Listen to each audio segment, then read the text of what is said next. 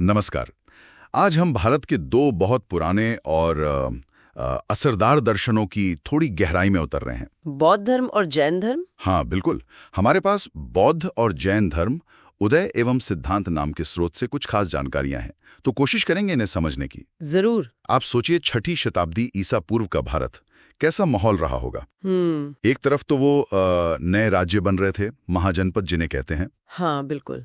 तो दूसरी तरफ समाज में वैदिक कर्मकांड थे, यज्ञ होते थे, और वो जाति व्यवस्था वो काफी हावी थी। सही कहा।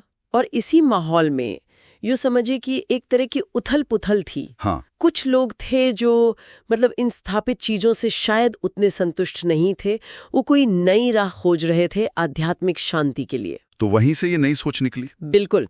इसी पृष्ठभूमि में ये दो नई परंपराएं, जिन्हें हम श्रमण परंपराएं कहते हैं, जैन और बौद्ध, उनका उदय हुआ। और इनका जोर बिल्कुल अलग था। किस तरह से अलग? बाहरी कर्मकांडों के बजाय इन्होंने अंदरूनी शुद्धि पर, अहिंसा पर, तप पर और आत्मज्ञान पर जोर दिया। अच्छा, तो चलिए फिर इन स्रोतों के जरिए थोड़ा और समझते हैं कि ये कैसे उभरे, इनके मूल विचार क्या थे, और ये एक दूसरे से कितने मिलते जुलते थे या कितने अलग थे, ये भी देखना दिलचस्प होगा। हाँ वो भी जरूरी है। तो कहाँ से शुरू करें? जैन धर्म से? हाँ ठीक है। अक्सर जब जैन धर्म की बात होती है तो महावीर स्वामी का नाम सबसे पहले आता है। क्या वही इसके संस्थापक थे या ये कहानी और पुरानी है? देखिए, ये एक दिलचस्प सवाल है। जैन परंपरा जो है वो मानती है कि महावीर स्वामी, जिनका समय लगभग 599 से 527 ईसा पूर्व के आसपास माना जाता है, हाँ, वो 24वें तीर्थंकर थे, अंतिम। 24वें? अच्छा। हाँ, तीर्थंकर मतलब वो मार्गदर्शक जिन्होंने मोक्ष का रास्ता दिखाया। हाँ। तो जो पहले तीर्थंकर थे वो ऋषभदेव थे। तो जाहिर है ये परंपरा महावीर से काफी पुरानी है। अच्छा। हाँ, लेकिन ये भी है कि ऐतिहासिक रूप से अगर देखें तो महावीर स्वामी के जीवन के बारे में हमें ज्यादा स्पष्ट जानकारी मिलती है। कहाँ जन्म हुआ था उनका? उनका जन्म वैशाली के पास कुंड ग्राम में हुआ था, और कहते हैं 30 साल की उम्र में उन्होंने घर छोड़ दिया। 30 की उम्र में? हाँ, और फिर 12 साल की मतलब बहुत कठिन तपस्या की उन्होंने। 12 साल? जी। उसके बाद उन्हें कैवल्य मिला, जिसे हम कह सकते हैं सर्वोच्च ज्ञान। कैवल्य, सर्वोच्च ज्ञान। अच्छा, तो 24 तीर्थंकर, ये तो मतलब एक बहुत लंबी परंपरा रही। हाँ जी। और उनके जो मुख्य उपदेश थे, अहिंसा के बारे में तो हम सबने सुना है। हाँ, अहिंसा तो समझिए कि मूल मंत्र ही है, अहिंसा परमो धर्म।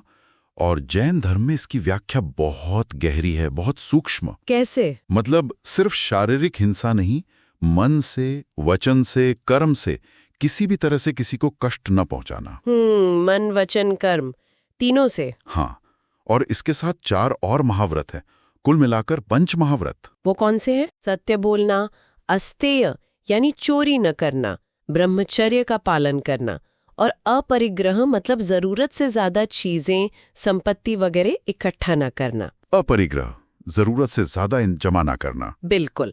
और एक और बहुत महत्वपूर्ण सिद्धांत है इनका, अनेकांतवाद। अनेकांतवाद, ये क्या है? इसका मतलब है कि सत्य या वास्तविकता के कई पहलू हो सकते हैं, कोई भी एक नजरिया अपने आप में पूरा सच नहीं होता। अच्छा, यानी एक ही चीज को देखने के कई तरीके हो सकते हैं। हाँ, और सब में थोड़ी थोड़ी सच्चाई हो सकती है।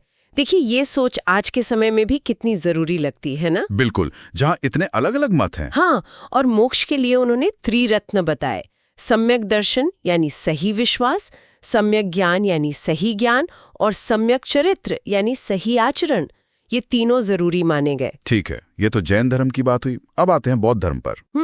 गौतम बुद्ध, जो पहले राजकुमार सिद्धार्थ थे, उनकी कहानी भी तो बहुत अलग है। दुनिया को एक नए नजरिए से देखने की प्रेरणा। निश्चित रूप से। कपिलवस्तु के राजकुमार थे सिद्धार्थ। जन्म लगभग 563 ईसा पूर्व का माना जाता है, लेकिन उनका जीवन बिल्कुल बदल गया। कैसे? वो घटनाओं के बाद ना? हाँ, जब उन्होंने वो 4 दृश्य देखे, जन्म, बुढ़ापा, बीमारी और मृत्यु का दुख, तो कहते हैं 29 साल की उम्र में उन्होंने राजपाट, परिवार सब छोड़ दिया। इतनी कम उम्र में? हाँ, और फिर 6 साल तक वो भटकते रहे, साधना करते रहे। 6 साल? जी। और फिर जाकर बोध गया में एक पीपल के पेड़ के नीचे उन्हें ज्ञान प्राप्त हुआ, और तब वो बुद्ध कहलाए। बुद्ध मतलब ज्ञानी। अच्छा, बोधगया में। और उनका जो पहला उपदेश था वो सारनाथ में हुआ था। हाँ बिल्कुल, सारनाथ में। और उसे कहते हैं धर्म चक्र प्रवर्तन। धर्म चक्र प्रवर्तन मतलब धर्म के पहिए को गति देना, एक नई शुरुआत। तो बुद्ध के ज्ञान प्राप्ति के बाद उन्होंने दुनिया को दुख से निकलने का क्या रास्ता बताया? वो 4 आर्य सत्य बहुत मशहूर हैं, वो क्या हैं? हाँ, बौद्ध धर्म का सार कह सकते हैं, वो उन्हीं 4 आर्य सत्यों में है। क्या है वो? पहला सत्य है कि संसार में दुख है, ये तो अनुभव की बात है। हाँ, ये तो है। दूसरा कि इस दुख का कारण है, और वो कारण है तृष्णा, यानी इच्छाएं, चाहतें। इच्छाएं दुख का कारण, ठीक है। तीसरा सत्य है कि इस दुख का निवारण, मतलब इसे खत्म किया जा सकता है, ये उम्मीद बंधाता है। और चौथा? और चौथा है कि दुख मिटाने का एक रास्ता है, और वो रास्ता है अष्टांगिक मार्ग। अष्टांगिक मार्ग, इसमें 8 बातें। हाँ, 8 चीजें। सही समझ, सही सोच, सही वाणी, सही कर्म, सही जीविका, सही प्रयास, सही सजगता और सही ध्यान। अच्छा, इसी को मध्यम मार्ग भी कहा गया है। मध्यम मार्ग मतलब बीच का रास्ता। हाँ, क्योंकि बुद्ध ने ना तो बहुत ज्यादा भोग विलास का रास्ता सुझाया और ना ही शरीर को बहुत ज्यादा कष्ट देने वाली कठोर तपस्या का। उन्होंने कहा बीच का रास्ता अपनाओ। समझ गया। और अहिंसा और करुणा, वो भी इसके बहुत अहम हिस्से हैं। और अंतिम लक्ष्य है निर्वाण। निर्वाण, इसका क्या मतलब है? इच्छाओं का पूरी तरह से शांत हो जाना, बुझ जाना, वही परम शांति की अवस्था है। अब देखिए, इन दोनों दर्शनों में कई बातें काफी मिलती जुलती भी लग रही हैं। हाँ है। जैसे दोनों ने ही उस समय के जो वैदिक कर्मकांड थे या जो जाति व्यवस्था थी, बिल्कुल चुनौती दी। बिल्कुल, ये बहुत बड़ी बात थी उस समय। हाँ, ये अपने आप में एक सामाजिक क्रांति जैसी रही होगी। हाँ, कह सकते हैं। ये समानताएं उस दौर के माहौल को भी दिखाती हैं। देखिए, दोनों 6वीं शताब्दी ईसा पूर्व के आसपास ही उभरे। हाँ, दोनों ने अहिंसा और नैतिक आचरण पर बहुत बल दिया। कर्म को महत्व दिया। हाँ, कर्म को जन्म से ज्यादा महत्व दिया। ये सीधी चोट थी जाति व्यवस्था पर। दोनों ने ही यज्ञों और पशु बलि का विरोध किया, और दोनों ने ही अपने अपने संगठित भिक्षु या श्रमण संघ बनाए। लेकिन फिर कुछ बुनियादी अंतर भी तो होंगे, जैसे आत्मा को लेकर या ईश्वर को लेकर। ये बातें अक्सर उठती हैं। हाँ, और ये बहुत महत्वपूर्ण अंतर है, शायद सबसे बुनियादी अंतर। क्या है वो? देखिए, बौद्ध धर्म जो है वो अनात्मवादी है। अनात्मवादी? हाँ, मतलब वो किसी स्थायी, हमेशा रहने वाली आत्मा के होने को नहीं मानता। उनका मानना है कि सब कुछ लगातार बदल रहा है, कुछ भी स्थायी नहीं है, आत्मा भी नहीं। अच्छा, और जैन धर्म? जैन धर्म इसके उलट है। वो मानता है कि हर जीव में, चाहे वो कितना भी छोटा क्यों ना हो, एक आत्मा होती है। तो ये तो बिल्कुल अलग हो गया। हाँ, और ईश्वर को लेकर भी फर्क है। बौद्ध धर्म में दुनिया को बनाने वाले किसी ईश्वर की, मतलब सृष्टिकर्ता की अवधारणा नहीं है। जबकि जैन धर्म में ईश्वर तो नहीं मानते, पर वो तीर्थंकरों को बहुत आदर देते हैं, उनकी पूजा भी होती है। अच्छा, और मोक्ष पाने के तरीके में? उसमें भी अंतर है। जैसा हमने कहा, बौद्ध धर्म मध्यम मार्ग की बात करता है। हाँ, ना ज्यादा भोग, ना ज्यादा तप। बिल्कुल। जबकि जैन धर्म में तपस्या पर ज्यादा जोर है, यहाँ तक कि उपवास के द्वारा शरीर त्यागने की प्रथा भी है, जिसे संथारा या सल्लेखना कहते हैं। वो काफी कठोर तप है।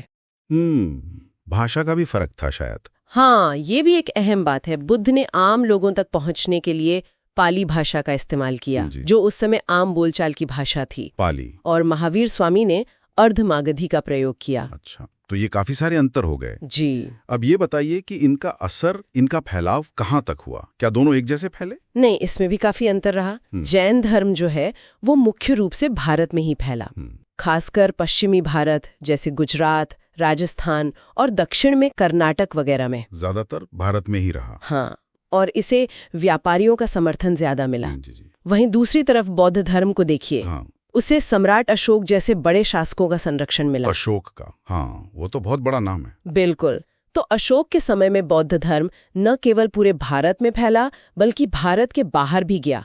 श्रीलंका, मध्य एशिया, चीन, जापान, तिब्बत, दक्षिण पूर्व एशिया, बहुत दूर दूर तक फैला। अशोक ने काफी प्रयास किया होगा इसके लिए। हाँ, उन्होंने धर्मदूत भेजे, शिलालेख लगवाए जगह जगह, और फिर नालंदा, विक्रमशिला जैसे जो बड़े शिक्षा केंद्र बने। विश्वविद्यालय। हाँ, विश्वविद्यालय और अजंता एलोरा की गुफाओं में जो कला है, वो सब बौद्ध धर्म के व्यापक असर को दिखाते हैं। तो ये तो साफ है कि बौद्ध और जैन धर्म सिर्फ कोई पूजा पाठ के तरीके नहीं थे। नहीं, बिल्कुल नहीं। ये तो जीवन जीने के पूरे फलसफे थे, नैतिक व्यवस्थाएं थी और शायद सामाजिक बदलाव लाने वाले आंदोलन भी थे। सही कहा। जिन्होंने व्यक्ति के अपने कर्म, अपने आचरण, अपने विवेक को केंद्र में रखा। बिल्कुल सही समझा आपने। और उनके जो सिद्धांत है, अहिंसा, आत्मसंयम, सत्य, दूसरों के लिए करुणा, सोचिए आज की दुनिया में, आज की जो भागदौड़ भरी जटिल दुनिया है, उसमें शायद ये सिद्धांत पहले से भी ज्यादा जरूरी हो गए हैं। ये बात तो है। इस पूरी बातचीत से मेरे मन में एक विचार आ रहा है। बताइए। का महासागर है। हाँ, है तो क्या आपको लगता है कि जैन धर्म का वो सिद्धांत अनेकांतवाद की सत्य के कई पहलू हो सकते हैं, या फिर बौद्ध धर्म का मध्यम मार्ग? क्या ये सिद्धांत आज हमें चीजों को थोड़ा ज्यादा संतुलित ढंग से, ज्यादा स्पष्ट लोक से देखने में कोई मदद कर सकते हैं? ये बहुत अच्छा सवाल है। यकीनन इन प्राचीन दर्शनों में आज के लिए भी बहुत कुछ है। शायद यही संतुलन और स्पष्टता हमें आज चाहिए। हाँ, इस पर सोचा जा सकता है।